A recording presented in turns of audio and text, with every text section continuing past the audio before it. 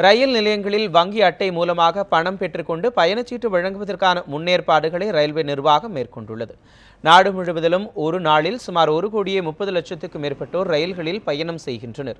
IRCTC இணையதளத்தில் முன்பதிவு செய்பவர்கள் தவிர மற்றவர்கள் ரயில் நிலையங்களில் உள்ள முன்பதிவு மையங்களில் பணம் செலுத்தி முன்பதிவு செய்து கொண்டிருக்கின்றனர்.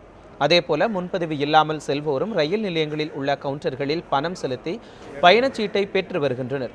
சில்லறை தட்டுப்பாடு காரணமாக பயணிகளிடம் பணம் பெறுவதிலும் அவர்களுக்கு சில்லறை கொடுப்பதிலும் ரயில்வே நிர்வாகத்துக்கு சிக்கல் ஏற்பட்டுள்ளது.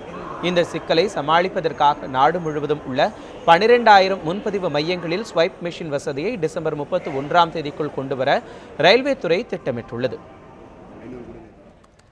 ஸ்வைப் கார்டு மிஷின் பார்த்தீங்கன்னா எல்லாருமே யூஸ் பண்ணுறதுக்கு கஷ்டமாக தான் இருக்கும். எஜுகேட்டட் பீப்புள்னால் ஓகே, அன்எஜுகேட்டட் பீப்புள்னால் ஸ்வைப் கார்டு யூஸ் பண்ணுறது கொஞ்சம் டவுட்டு தான். சமயத்தில் இந்த மாதிரி மழை டைமில் பார்த்தீங்கன்னா நெட்வொர்க் ப்ராப்ளம் நிறைய இஷ்யூஸ் இருக்கும். ஸோ அதெல்லாம் கொஞ்சம் ரேராக இருக்கும். அதை தவிர்த்தா நல்லாயிருக்கும்.